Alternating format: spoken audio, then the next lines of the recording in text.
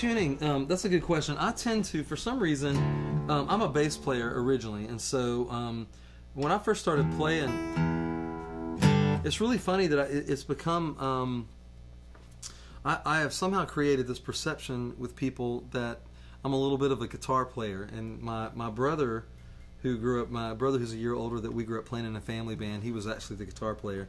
He finds that really amusing that people think I'm a guitar player, so I just kind of, I'll let you keep believing it. But I was a bass player, and so it really wasn't until I was probably, I don't know, I was probably 30 before I actually got out and played a round of my songs by myself. I was a bass player. So when I first started writing, I had a little bit of a, I would even kind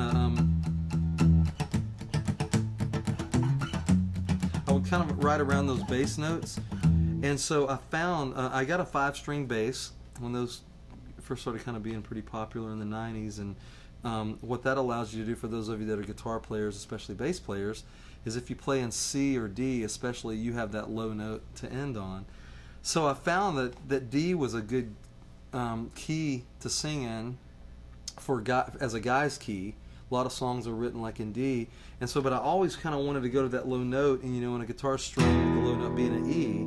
So I just I didn't even really know about alternate tunings. I just sort of tuned down to a drop D and kind of worked on being able to, play the D with that and learn the other chords. But it takes my mind to a different place. There's a little bit of a swampy groove. I remember hearing from a rock perspective, Collective Soul had that song,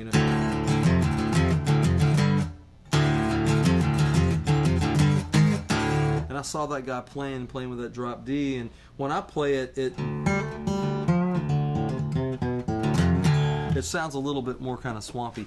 But for some reason, I have tended to write with Truck Yeah, with She's Country, International Harvester. They were all written in drop D. And mainly just because I love that low kind of swampy D thing. So, yeah, that's not always an intentional thing, but I can have a tendency to sort of go to that place. So.